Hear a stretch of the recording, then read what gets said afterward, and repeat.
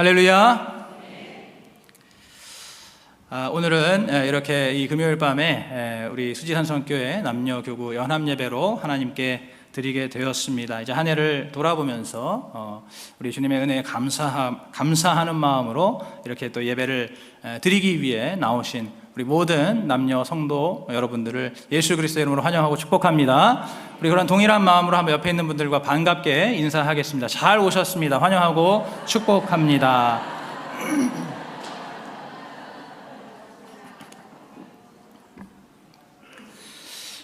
이번에는 이렇게 한번 인사하겠습니다. 올 한 해가 완전히 끝나지는 않았지만 그래도 옆에 분들과 인사하실 때 한 해 동안 수고 많으셨습니다. 이렇게 한번 인사하겠습니다.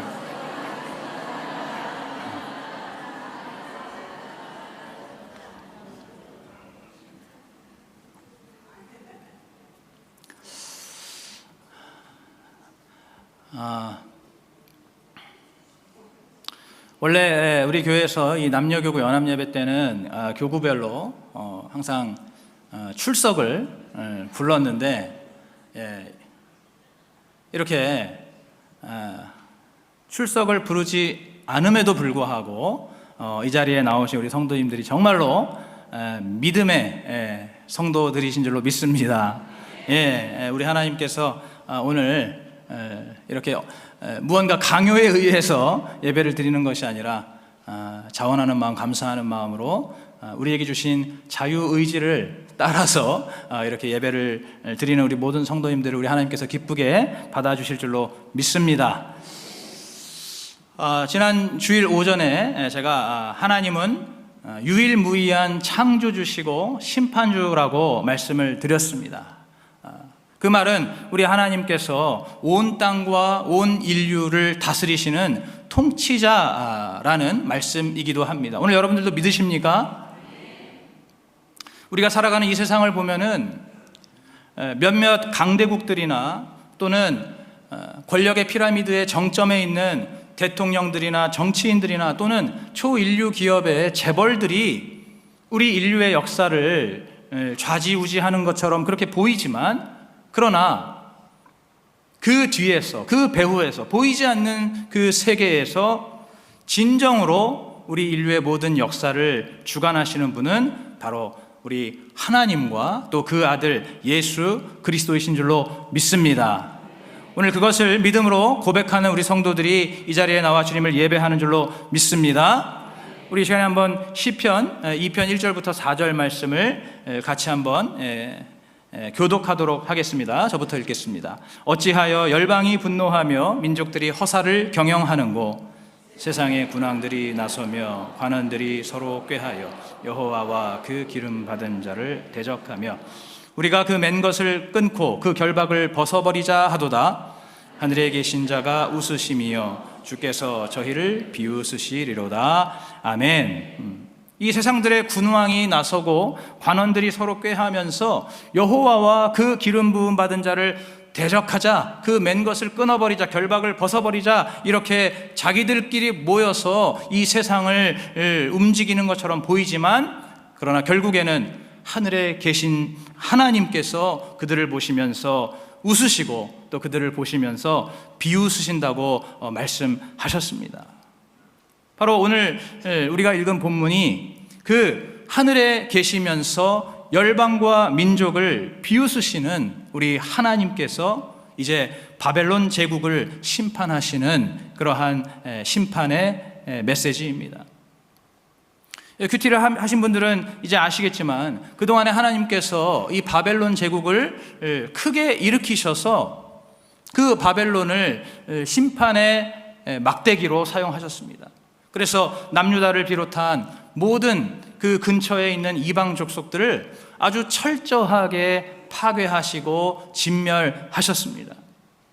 그래서 그 당시에 정말 전통의 강자였던 애굽에서부터 또 그 당시에 나름대로 부와 권력을 가지고 있던 중동의 모든 나라와 족속들이 예외 없이 이 바벨론의 앞에 무릎을 꿇었습니다. 그러나 이제 예레미야 50장에 들어서서는 1절부터 오늘 본문에 이르기까지 이제 하나님께서 이 바벨론을 심판하시는데, 그 모든 나라와 족속들 앞에서 철저하게 수치와 또 모욕을 당하게 하시고 또 그렇게 멸망하게 하십니다. 그래서 말씀을 보면 바벨론의 어미가 수치와 모욕을 당하게 될 것이고 또 바벨론을 지나는 자마다 황무지가 된 그 땅을 바라보면서 경악하고 또 조롱하게 될 것이고 열방의 모든 나라와 민족이 함께 모여서 이 바벨론을 향해 일제히 화살을 쏠 것이고 또 하나님의 칼이 이 바벨론을 난도질할 때에 그 누구도 이 바벨론을 일으켜 주지 않을 것이라고 정말 너무나 냉정하게 너무나 혹독하게 이렇게 말씀을 하십니다.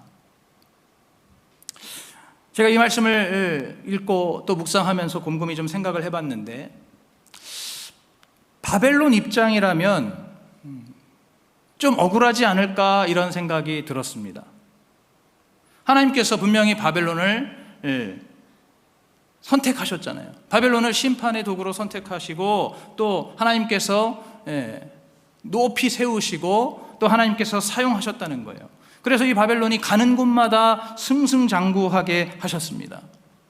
그런데 그렇게 하나님이 마음껏 사용하실 때는 언제고 이제 와서 그야말로 토사구팽도 아니고 이 바벨론을 그냥 헌신장 내버리듯이 그냥 그렇게 버리시고 그렇게 망하게 하시는 참 이런 경우가 어디 있을까?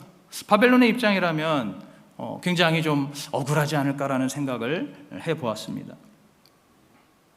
그렇게 이 말씀을 또 묵상하다 보니까 저에게도 그렇게 좀 비슷한 저의 삶 속에 그런 비슷한 경험이 있었더라고요. 제가 학창 시절부터 나름대로 열심히 공부하면서 또 하나님 은혜 가운데 좋은 대학에 들어갔고 또 그곳에서 제가 열심히 배움의 길을 걸어서 미국 유학을 가게 되었습니다. 그리고 그곳에서도 마찬가지로 제가 정말 열심히 공부했습니다. 그래서 원래는 그 유학 과정이 총 4년 과정이었는데 제가 여름에 방학도 없이 방학으로 쉬지도 않고 그 여름 학기 수업을 다 챙겨 들어가면서 그 4년 과정을 제가 꽉 채운 2년 만에 졸업을 하고 그리고 한국으로 돌아오게 되었습니다. 제 나름대로는 그것이 정말 그 막대하게 들어가는 유학 비용을 그나마 아낄 수 있고 또 그렇게 최선을 다해서 공부하고 한국에 빨리 돌아와야 그래도 자리를 잡을 수 있겠다라고 생각해서 그렇게 열심히 했던 것이죠. 어쨌든 그렇게 제가 한국에 이제 돌아오게 되었고 여기까지 봤을 때 정말 하나님께서 저의 인생을 하나님이 끊임없이 인도해 주시고 또 하나님께서 정말 저의 인생을 쉬지 않고 축복해 주신다라고 그렇게 제가 생각을 할 수 있었습니다. 그런데 이제 한국에 돌아와서부터 저의 인생이 삐그덕거리기 시작했습니다. 제 생각에는 실력만 있으면 될 줄로 알았는데 그런데 이야기를 들어보니까 여기저기 발품을 많이 팔아야 된다는 거예요. 그래서 제가 정말 열심히 밤낮 가리지 않고 여기저기 돌아다니면서 또 인맥이 필요하다 그래서 제가 정말 그렇게 발품을 팔아가면서 이 사람 저 사람을 많이 만났습니다. 그렇게 밤낮 없이 돌아다니고 또 제 나름대로 밤낮 없이 많은 그러한 일들을 하고 작업을 했는데 그런데 제가 하는 그 일들이 풀릴 것 같으면서도 안 풀리는 거예요. 뭔가 될 것 같이 보이다가도 꼭 막판에 가서 그것이 이렇게 어그러지게 되는 겁니다. 제 입장에서는 아니 하나님께서 저에게 좋은 대학과 또 유학까지 그렇게 허락해 주셔가지고 열심히 공부하고 돌아왔는데 그런데 왜 이제 와서 하나님께서 나를 이렇게 도와주시지 않는가? 왜 이제 와서 하나님께서 나를 이렇게 내버려 두시는가? 아니 하나님께서 도와주시려면 좀 끝까지 도와주시지 그러한 생각이 들었던 것이죠. 아니 하나님께서 왜 이렇게 왔다 갔다 하시나?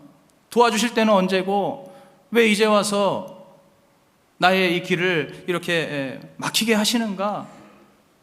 제 입장에서는 하나님이 좀 이랬다 저랬다 하는 것처럼 그렇게 생각이 들었습니다.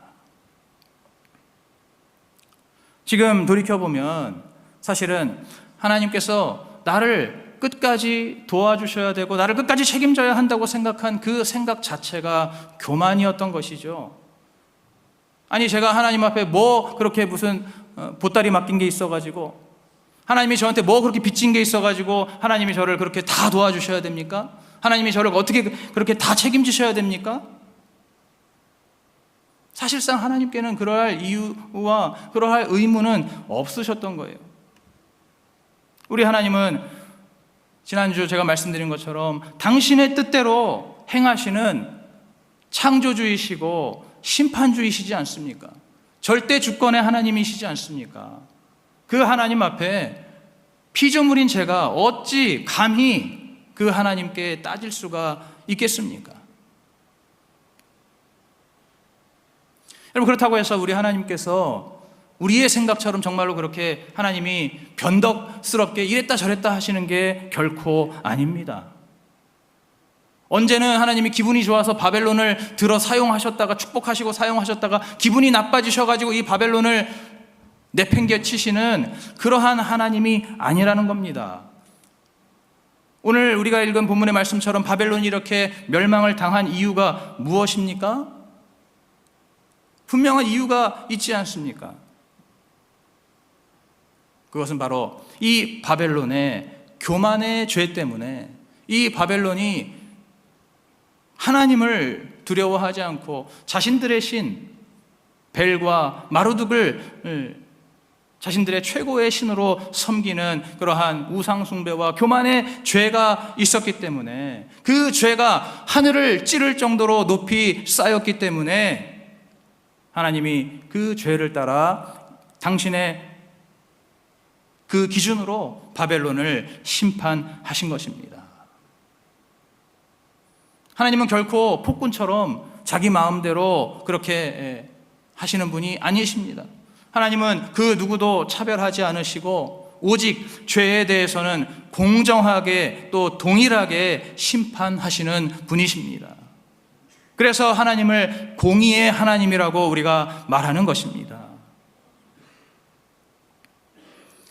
그래서 오늘 우리가 읽은 이 본문을 보면 굉장히 특이한 점이 하나가 있습니다.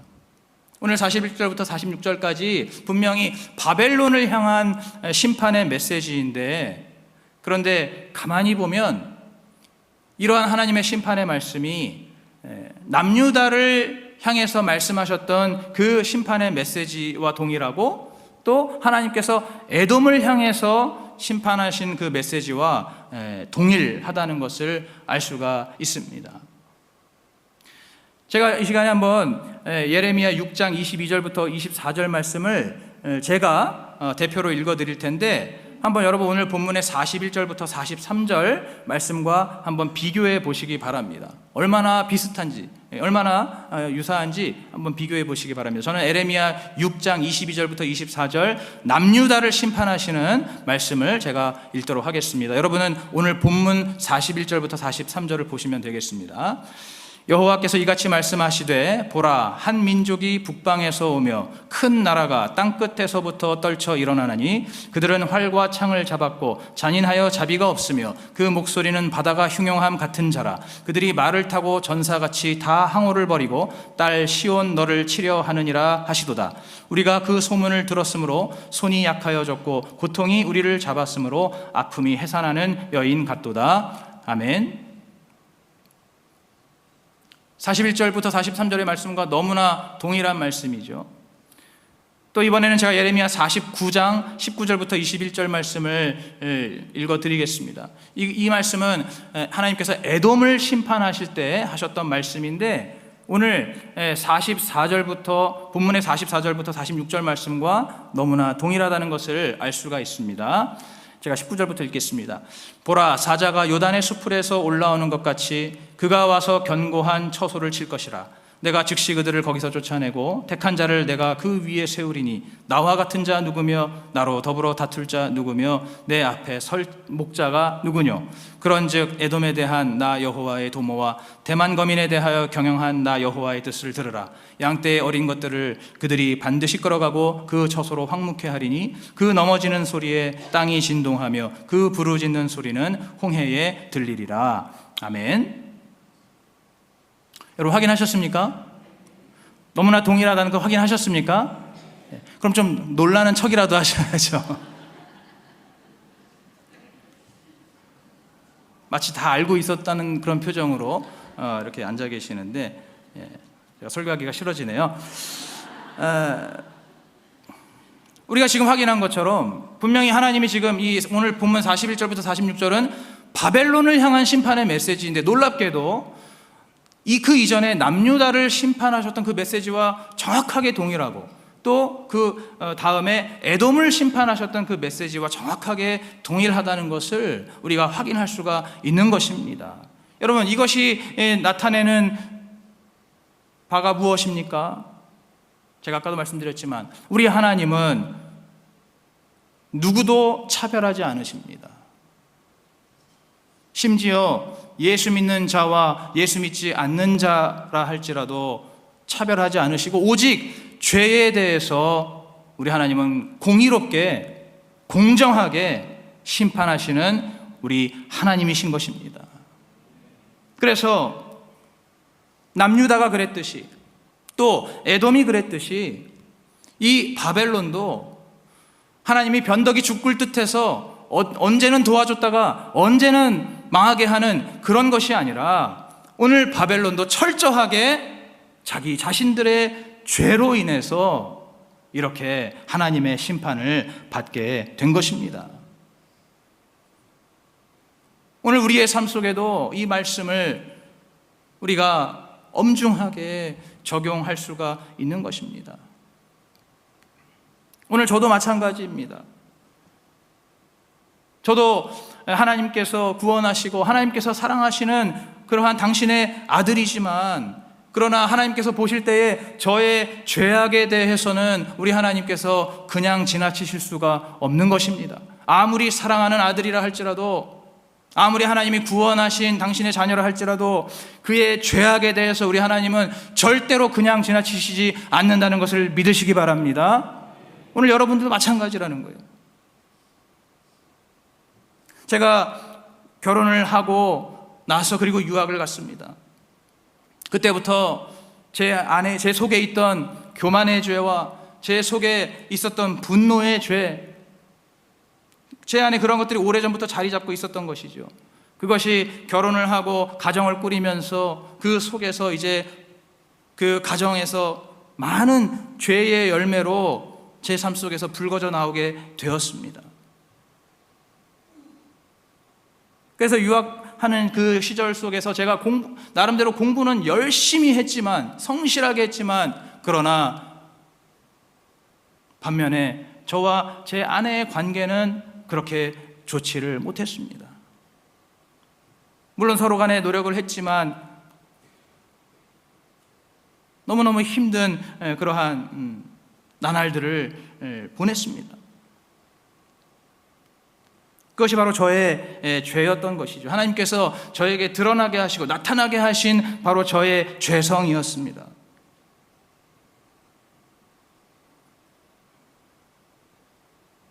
즉, 제가 한국에 돌아와서 아까 말씀드린 대로 그렇게 모든 일들이 계속해서 막히게 되고 또 풀리지 않게 되는 그러한 그 모든 일들은 바로 저의 죄에 대한 하나님의 공의의 심판이었던 것입니다. 제가 그 당시에는 그걸 잘 몰랐는데 나중에 돌이켜보니까 깨닫게 되더라고요. 그때 그 세월은 바로 저의 죄의 결과였고, 그것에 대해 하나님께서 저의 죄를 다루시는 시간이었습니다.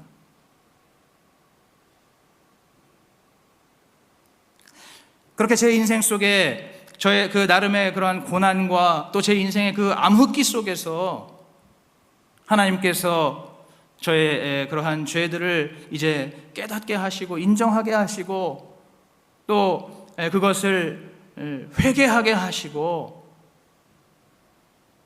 돌이키게 하시고 그렇게 하면서 하나님께서 저의 삶 속에 영적인 회복과 또 영적인 성숙을 조금씩 이루게 하셨습니다.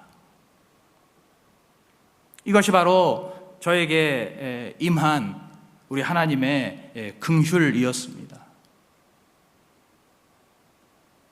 그러한 하나님의 이 긍휼과 자비하심이 그 하나님께서 저를 그 불쌍히 여기시는 그 은혜가 바로 오늘까지 저의 삶에 이어져서 오늘 이 시간에도 이렇게 이 자리에서 하나님의 말씀을 전하는 그러한 사명의 길을 걸어가고 있는 것입니다. 바로 이것이 공의로우신 그 심판 후에 다시 회복시키시고 다시 구원하시는 긍휼의 하나님인 것입니다. 오늘 우리 모두가 바로 이러한 공의와 사랑의 하나님을 온전히 깨달으시기를 주님의 이름으로 축복합니다. 우리는 한쪽으로 치우치기가 쉽습니다. 제가 계속해서 말씀드리죠. 여러분 들리시기 바랍니다. 우리 인간은 의인은 없으니 하나도 없습니다. 무엇에든지 한 가지로 치우쳐서 의로울 수가 없는 존재. 하나님의 공의와 사랑에 있어서도 마찬가지입니다. 어떤 사람은 하나님의 공의에 너무 치우칩니다.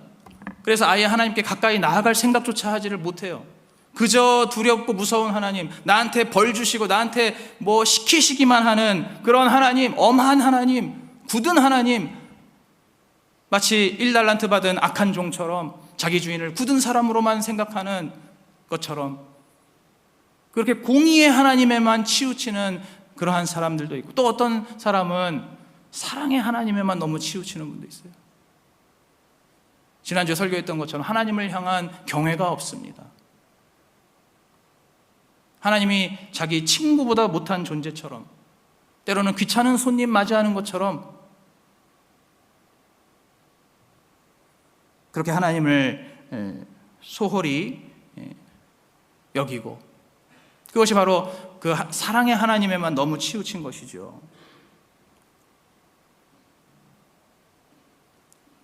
오늘 이 시간에 주신 이 말씀이 이제 공의의 하나님, 그러면서 동시에 사랑의 하나님을 더 깊이 깨닫게 되고 또 그 하나님을 우리의 삶에 만나게 되는 그러한 시작점이 되어지기를 간절히 소망합니다.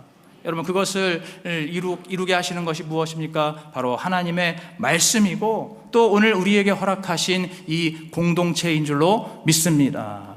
우리 교회와 또 우리 교회 가운데 지금 허락해 주신 여러분이 앉아 계시는 바로 그 함께 모여있는 교구, 이 공동체를 통해서 우리가 정말로 공의와 사랑의 하나님을 온전히 깨달을 수가 있고 또 그 하나님을 경험할 수가 있게 될 때에 바로 그때에 내 삶의 모든 고난과 시련 속에서도 정말로 100% 오르신 우리 하나님의 공의를 우리가 입술로 고백할 수가 있는 것입니다.